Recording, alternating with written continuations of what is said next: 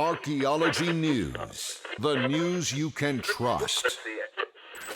Alrighty, for our first story in today's archaeology news, we actually caught a lucky break and got breaking news from the site of our site visit this week. And that would be Petra, Jordan, the country's premier tourist destination and one of the most famous archaeological sites in the world, thanks to Indiana Jones.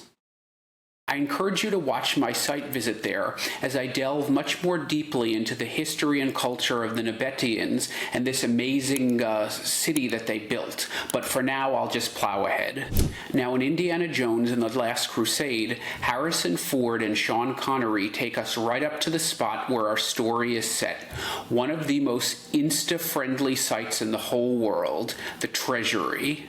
And right about where the horse is in this photo, recently a tomb was uncovered, offering archaeologists a rare glimpse into this mysterious Nabatean people who left behind these amazing monuments. And it also offered magazines and newspapers amazing fodder for clickbait. But the problem? It was all staged. See, there's a typical fake news deal. Well, sorta. Let's just go with over-dramatized. First, the basics. These excavations were filmed for the Discovery Channel show Expedition Unknown, which is kind of a more dramatic program than the sorts of archaeology and history shows you'd find here in the UK. But then again, us Americans are kind of known for our flair for drama.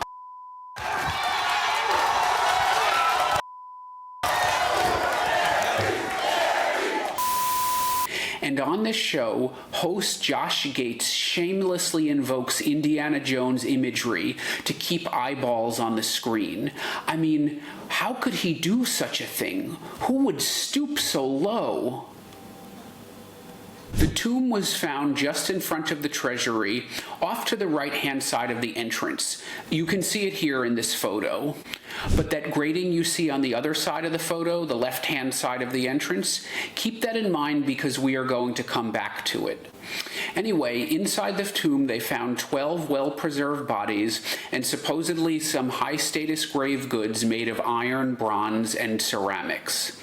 But the real headline grabber was this vessel, which bore a striking resemblance to the prop used for the Holy Grail in Indiana Jones. Obviously, that set the internet on fire. You have chosen wisely. Never mind that it turned out to just be the broken off top of a jar, but anyway. Later radiocarbon dating of the bones and I guess some of the artifacts came back with a date of 2,000 years old for these tombs to the 1st century AD. Now that may have put this at the reign of King Arteris IV. Now this is considered a golden age for the Nabateans when many of their most iconic monuments were built. However, we're really not too sure about that. I mean, part of our knowledge base of these kings and queens to begin with is simply the coinage. There's not that much else. However, it does make a good story. And do you know what else made for a good story? The dramatic footage of the team discovering the tombs through geophysics and then breaking ground and seeing those bodies for the first time. Oh my God. And here's where the fake news part comes in. You see, those tombs were actually discovered 20 years ago, at a time when the last digs were done on that site. Remember the grating in this image off to the left-hand side of the Treasury entrance? Well, that's actually where those digs took place 20 years ago, and that's in plain sight for all the visitors to see. And in fact, at that time, they even entered these newly discovered tombs and saw the bodies, but they simply didn't have the time or the resources then to do a proper excavation. So they covered up the bodies with a protective tarp, closed up the tomb, knowing that they would come back to it later. And of course, the Discovery Channel team took off those pesky tarps before they rediscovered the tomb for a TV audience. Oh my God. Well, as you can imagine, the reaction from those original excavators and other archaeologists who work at Petra was swift. They were not having it. So although these were indeed real bodies and real artifacts, the whole stunning discovery part, complete fiction. So although these bodies and the discoveries along with them will add to our knowledge base of the mysterious Nabatean people and culture, clearly the Discovery Channel team crossed a line into fraud. And what's worse, we know well that TV channels like Discovery and the History Channel have long since veered into sensationalism. But what about the academics who took part in the program? I'm not going to name names or institutions, but it's difficult to believe that academics would do something that's not just super tacky, but actually shits on the work of the previous excavators, especially Dr. Suleiman Farajat, who led the previous digs and really discovered these tombs. Look, as you can tell from my channel, I'm all for sexing archaeology up a bit. It needs all the help it can get. So we can turn a little wooden Roman phallus into a sex toy, or a dendrochronological study in Denmark into Norse mythology. That's a pretty innocent way to get eyeballs on the subject. But to falsify the story behind a discovery and take credit away from where it's rightfully due, that definitely crosses a line. No, he didn't. Hopefully this has all ginned up some interest in people to learn about Petra and maybe even visit there, but this is definitely not the right way to go about it. Next, we move on to a story from Uzbekistan, where two ancient cities dating back to early medieval times have recently been discovered. And the hero of this story is our trusty friend, LIDAR. To make it simple, this involves a plane flying low over a site back and forth, shooting down lasers which then bounce back. Now, based on the time it takes for the lasers to bounce back, we can calculate the distance because we know the speed of light. And based on the strength of the light that bounces back and the intensity, we can also tell something about the density of the stuff that it hits, and therefore create a sort of map, an elevation map of the area below the airplane. Well, you don't actually do the calculations, a computer does, and it uses those to create the image.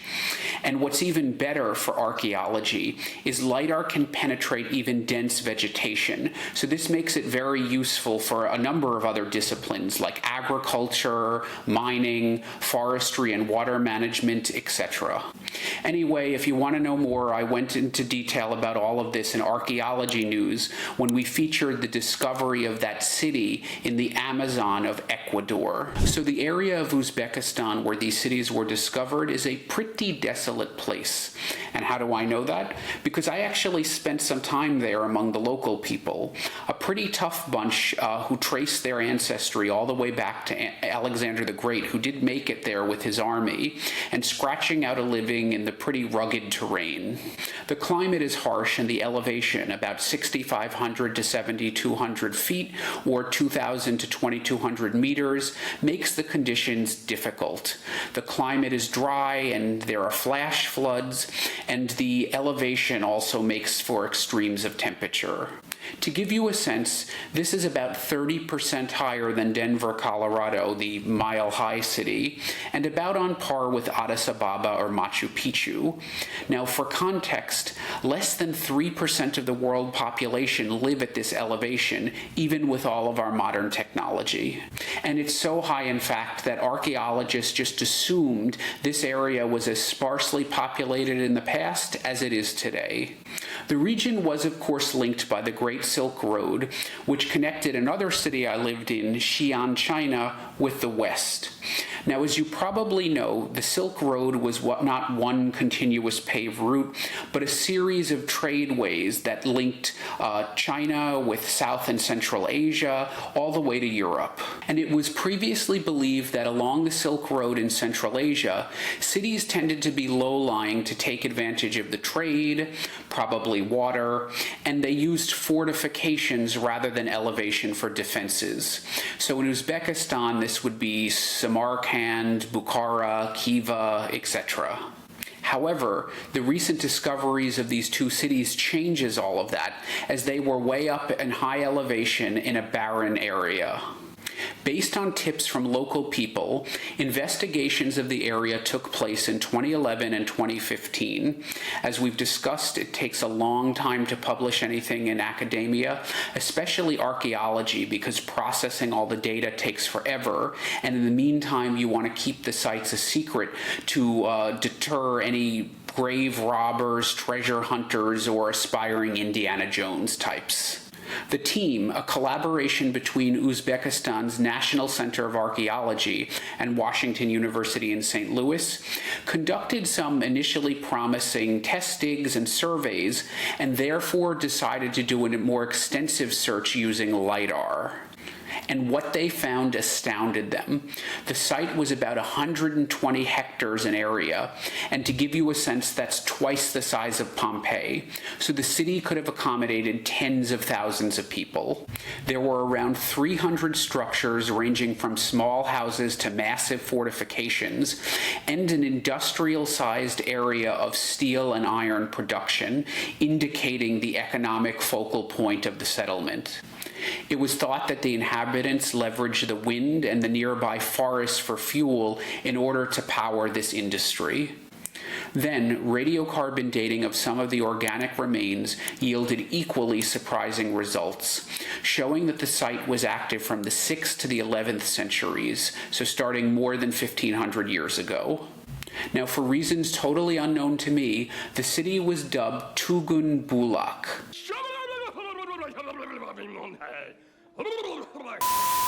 They could have picked an easier name, right? But also intriguingly, a much smaller city, about 10% of the size, so 12 hectares, was found about 3 miles or 5 kilometers away. And this smaller city dated a little bit later, from the 8th to the 11th centuries, so there was an overlap, and the material remains suggested the two sites were related.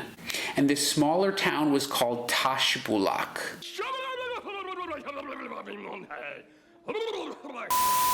Yeah, I know, names.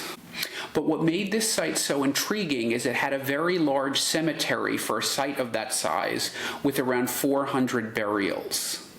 This is important because organized religion, specifically the Abrahamic religions of Judaism, Christianity, and Islam, have very uniform ways of dealing with the dead, whereas the religions that preceded them usually were more casual about it. Whoa.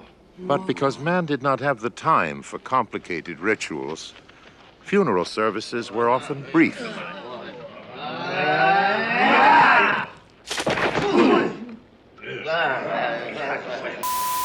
This is why in my area of the world, for example, early medieval Britain, many of the cemeteries are quite small, often lack children entirely, suggesting that something else was done with the other people. Not everyone was buried in the cemetery, and there were different ways of disposing of the dead. But the 8th to 11th centuries in which Tashbulak flourished also coincided with the spread of Islam to the area, and it was said that the burials were in an Islamic fashion. Now, I'm not 100% sure what that indicates, but I'm guessing it means that they faced Mecca and there were without grave goods. Moreover, historical sources in Arabic do mention large cities in this area, but none have ever been found.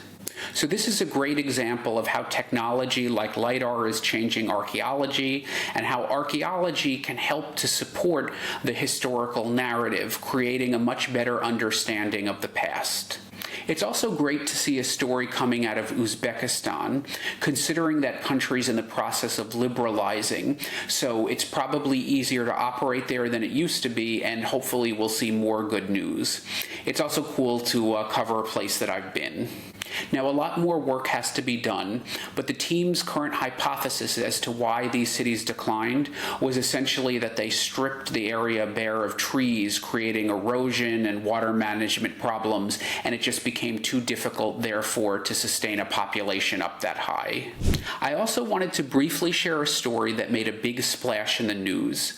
Now, I'm not going to go too deep, but I did want to point this one out because Armenia and its cultural heritage have been under attack. You see, one of the oldest churches ever found in the world was recently discovered in Artsakh, Armenia.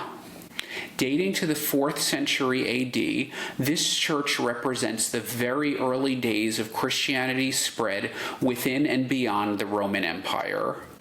It's a feel-good story because small, landlocked Armenia, often totally forgotten in the world of international power politics, is actually the oldest officially Christian nation in the world. And it's not being well treated by its neighbors.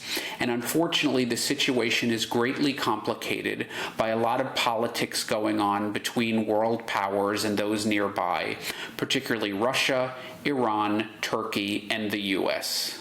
So this find was a reminder of the nation's unique cultural significance and hopefully will serve as a reminder that it needs protection, both its past and its present, especially these people who have been through so much in the 20th and 21st century so far. And finally, I just wanted to share a little plug to demonstrate the power of armchair archaeology. You see, archaeologists recently discovered and excavated a small fortified settlement dating back to the Bronze Age in Saudi Arabia. That's over 4,000 years old. Dubbed Al-Nata, the town is located in the Khaybar Oasis in the northwestern part of the country. Though home to just about 500 people, the settlement was situated on a hill and boasted a defensive wall that was 14.5 kilometers or 9 miles long. Think about how difficult it would have been for a town that size to harness so many labor hours way back in the day. Definitely no unionized labor for sure. So you get it, kind of a big deal, right? Well, here's the kicker. The discovery was first made by Luke All Thomas, a PhD student at Tulane University from New Orleans, Louisiana, and he never traveled to Saudi Arabia to make his discovery. He was just at home analyzing publicly available LIDAR data when he found the settlement, which has since been named Valeriana. This just goes to show you how much archaeology has been democratized in the 21st century. All you really need is Google Earth and publicly available sources, and you can make a huge difference. And if you want to take part in something a bit more structured, there are plenty of organizations that manage this kind of crowdsourced archaeology. For example, here in the UK, there's Dig Ventures, which I would highly recommend. So get up off of that couch, and actually, as the story shows, you don't even necessarily need to do that, and make a difference. Don't just watch archaeology, do it. Get up off of that thing and dance, you feel better. Get up off of that thing and dance. Good now. Hey, if you like what you heard, give me that thumbs up below, hit that bell to subscribe, or if you want to support more independent archaeology content, consider contributing to my Patreon, where you can enjoy some exclusive members-only benefits and other goodies. Until the next dig.